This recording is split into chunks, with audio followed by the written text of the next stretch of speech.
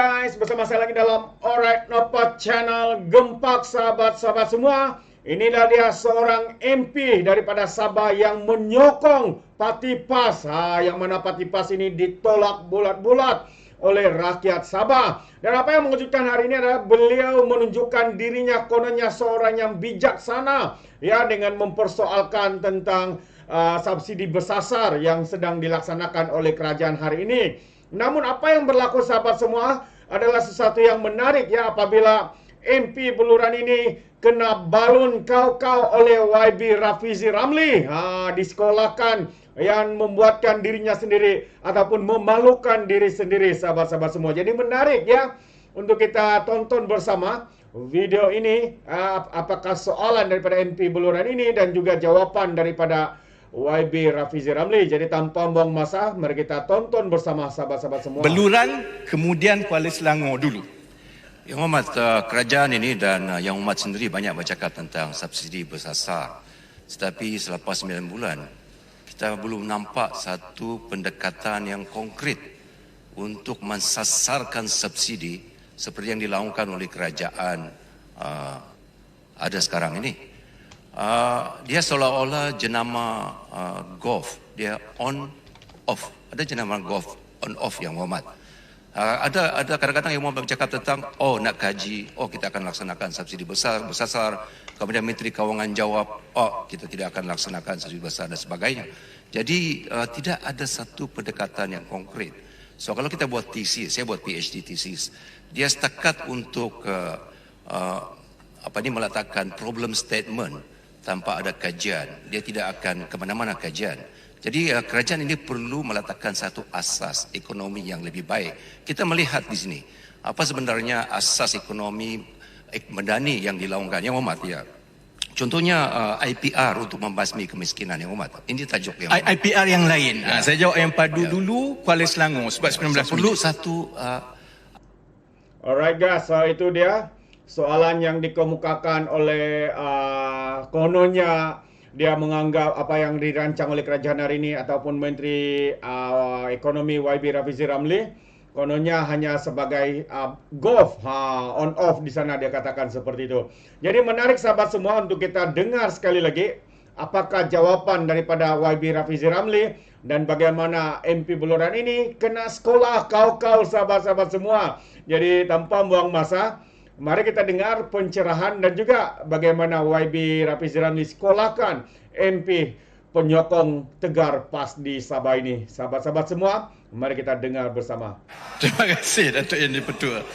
Baik, soalan Beluran tadi.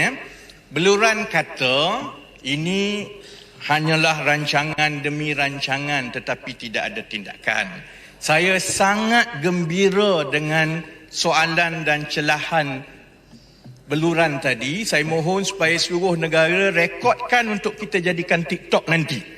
Sebabnya begini, bila Beluran tanya tentang rancangan kerajaan untuk subsidi bersasar, mengkritik kami seolah-olah tidak ada plan dan tindakan, itu maksudnya Beluran bersetuju dengan subsidi bersasar. Jadi kerajaan setakat ini telah pun berjaya menjalankan satu tugas yang sangat berat yang tidak pernah dibuat oleh pentadbiran-pentadbiran sebelum ini, iaitu membangunkan satu pangkalan data utama yang bersepadu. Kerana kita tak boleh buat subsidi bersasar ini kecuali kita ada data yang lengkap. Data yang tidak lengkap itu akan menyebabkan kececeran. Padu diluluskan Mei 2023. Padu akan diuji untuk use case yang pertama Oktober 2023. Padu akan diuji untuk use case kedua melibatkan 1 juta isi rumah November 2023, dan Padu akan dilaksanakan dan dilancarkan Januari 2024, bermakna itu permulaan kepada program subsidi bersasar negara. Jadi Januari 2024 Beluran dan pembangkang sana Oktober 2023 apabila Yang Amat Berhormat Perdana Menteri mengumumkan subsidi bersasar, saya nak tengok balik mana-mana pembangkang yang pusing balik tiba-tiba mengkritik program subsidi bersasar kerajaan, kerana sekarang ini beluran on the record mendesak kerajaan supaya seolah-olah mempercepatkan lagi subsidi bersasar. Yang Amat, kita nak program itu dilaksanakan lebih cepat. Tadi yang dipertua dah imbuk macam-macam standing order yang tak bagi celahan sehingga saya habis berucap. Baik. Teruskan, Menteri. Pendang tak apa. Saya nak jawab Kuala Selangor. Baik, Kuala Selangor. Ni bagi tak bagi? Tak bagi. Baik, Kuala Selangor. Air hitam. Tunggu jap. Perancangan ini kita telah lihat ada tanda-tanda awal kejayaannya.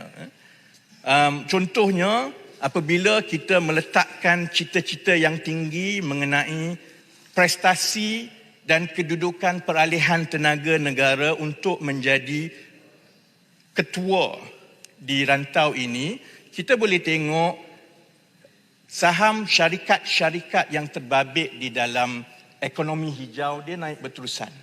Maksudnya ada reaksi daripada pelabur-pelabur. Sudah tentu pelabur akan melihat satu persatu. Kajian separuh penggal menggariskan perancangan makro keseluruhan. Kemudian kerajaan akan secara berterusan meluncurkan pula perancangan-perancangan di peringkat sektoral. Peralihan tenaga telah dibuat, industri telah dibuat, yang seterusnya berkaitan dengan ekonomi digital, insya-Allah Januari atau Februari 2024, dan ini akan berterusan. Jadi untuk menjawab soalan daripada Kuala Selangor, apa yang akan menggagalkannya? Kita yang akan menggagalkannya. Jadi sebab itu saya mohon, kita boleh berbeza pandangan dan sebagainya, tapi janganlah disebabkan perbezaan politik kita akan tergelincir sekali lagi untuk mencapai status negara berpendapatan tinggi. Yang sekarang ini kalau kita tumbuh pada kadar 5 ke 5.5% setiap tahun sehingga 2026, kita dijangka akan mencapai status negara berpendapatan tinggi di antara tahun 2026 hingga 2028. Jadi kita boleh berbeza, kita boleh berlawan pilihan raya, tapi kalau rancangan itu baik, kalau dasar itu contohnya pensasaran semula subsidi adalah penting untuk kemampanan fiskal negara, saya nak tengok pembangkang hari ini. Sama ada bila perkara ini dilancarkan, mereka akan mempolitikkan atau tidak. Kerana itu juga salah satu sebab kenapa program-program dan plan seperti ini boleh gagal walaupun diterima dengan baik. Baik, Datuk Yang Ketua. Dengan cepat sebab saya ada 11 minit lebih saja lagi. Satu lagi anjakan besar. Pendang minta. Tak apalah, sila pendang. Saya kalau tengok pendang, saya cair. Terima kasih. Saya setuju. Tan Sri Yang di-Pertua, saya setuju dengan Menteri Ekonomi. Perancangan memang baik, saya tengok. Dan insya-Allah, kalau enforcement ataupun executionnya dengan izin berjalan seperti yang dirancang, adalah sangat kita menggalakkanlah. Jadi kita tengok sekarang ni dalam kita menghadapi masalah ekonomi sekarang ini, saya nak tanya Menteri Ekonomi, bagaimana kita sekarang ini pernah disebut oleh audit negara, Jabatan Audit Negara, setahun perancangan kita dalam KSP ini pernah ada kebocoran 30 bilion setahun daripada the holistic of our budget. So oleh sebab itu kita nak tanya, adakah plan untuk kita nak kurangkan kebocoran? Katalah 30 bilion, 50% from those 30 bilion kita boleh divert ke untuk bantu orang-orang miskin. Sekarang ni kita tengok perancangan disebut tadi sangat baik. Sekarang ini gaji tidak meningkat, pendapatan isi rumah household ini semakin teruk. Padi tidak naik harga, getah tidak naik harga, orang motong ini B40 banyak di kawasan rural. Begitu juga kelapa sawit semakin ni. Jadi saya nak tanya, adakah kita ada plan untuk dalam KSP ini bagi kita nak meningkatkan perkara-perkara seperti kebocoran dan juga rasuah ini? Terima kasih Pendang. Saya sambut baik sebenarnya. Ada saya tak boleh sahkan betul ke tidak 30 bilion yang bocor Tak diumumkan oleh audit negara. dalam setahun. Saya kena dalam setahun. Dalam setahun. Masa tu 2000. Dalam setahun 30 bilion. Ya, diumumkan oleh ketua audit negara. 30 bilion tu banyak belanjawan kerajaan setahun dulu-dulu. 2012 laporan dianggarkan. Itu mungkin sepanjang RMK 5 tahun kot, bukan satu tahun. Setahun sebab okey. bila apa ni kita punya bajet 273 bilion per annum. Jadi kalau 30 bilion tu memang boleh diterima daripada bajet sebab bocor, commission, apa ni, duit tepi jalan, atas jalan pada atas sampai ke bawah. Jadi calculate all this from top to bottom. Baik Pendang. Baik. Terima kasih. Markup projek. Ya, baik. Saya insyaAllah saya yakin kebocoran 30 bilion setahun ni takkan berlaku lagi lah. Sebab kalau berlaku 30 bilion setahun kita bankrupt. Tapi tak apa, saya terima baik cadangan daripada dan keresahan daripada Pendang tadi kerana ia dikongsi bersama. Cuma ada dua elemen yang mempengaruhi ketirisan dan kos yang berlebihan. Satu yang melibatkan rasuah dan penyelewengan. Itu perkara-perkara yang kita perlu selesaikan melalui tata kelola, kita semua tahu. Tapi yang kita juga tumpu sekarang ialah untuk melihat tentang keberkesanan ataupun efisiensi, kecekapan pelaksanaan projek. Supaya kita nak pastikan bahawa projek itu dapat diluluskan cepat, dapat dilalui proses perolehan dengan cepat, dapat dibina tepat pada masanya. Dan jika ini berlaku, ia akan mengurangkan ketirisan dari segi kenaikan kos dan sebagainya. InsyaAllah penambahbaikan proses-proses yang melibatkan pelaksanaan projek dan peruntukan pembangunan itu sedang dan akan dikuatkuasakan dalam masa yang terdekat. Hitam dah lama bangun. Sila.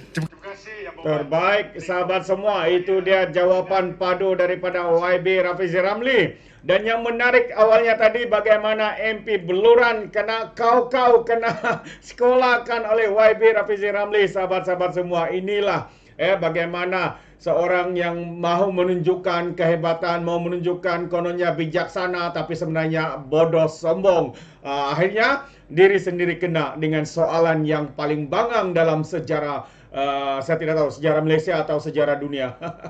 Jadi terima kasih sahabat semua. Sampai di sini saja apa yang saya ingin sampaikan. Terima kasih kerana bersama dan mendengar bagaimana MP satu-satunya MP Sabah yang menyokong Parti PAS ini, sedangkan Parti PAS ini ditolak oleh warga Sabah, oleh Sabahan, rakyat Sabah, dan rakyat Sabah tidak mahukan PAS ini bertapak di negeri Sabah. Walaupun ada kita dengar bahawa PAS ini sedang menular, PAS ini sedang semakin ramai ahlinya, dan yang lebih mengejutkan dikatakan ahli-ahli PAS di Sabah ini adalah bukan yang beragama Islam tetapi mereka yang beragama Kristian. Itu yang saya dengar. Contohnya kalau kita dengar di Tambunan, di mana lagi di Pitas dan sebagainya. Sehingga pada PRU yang lalu salah seorang ahli yang bertanding adalah daripada PAS ini, calonnya adalah orang Kristian. Bagaimana kalau kononnya mereka ini memperjuangkan bangsa agama Islam, tapi di Sabah ini lain pula ceritanya, sahabat-sahabat semua. Jadi ini antara perkara yang amat mengejutkan kita. Jadi kita harap Sabahan kekalkan hati, kuatkan hati untuk kita menolak bersama untuk Parti PAS ini. Kita tidak mau PAS ini ajaran mereka ekstrim mereka ini masuk ke dalam negeri ataupun wilayah Sabah ini.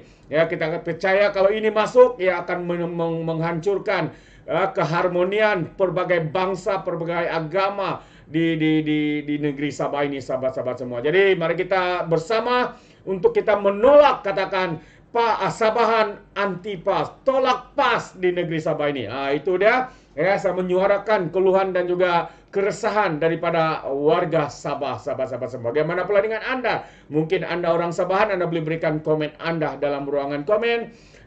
Jadi terima kasih kerana bersama dan mendengar bagaimana YB Rafizi sekolahkan hero Sabah yang menyokong PAS ini. Jadi terima kasih sekali lagi. Izinkan saya untuk mengundurkan diri, dan seperti biasa peribahasa mengatakan tapapun kangkap 2 tahun keinginan. Dalam bahasa Melayunya tepuk dada tanya selera. Sekian saja daripada Alright Napa Channel. Kita berjumpa lagi. Bye bye.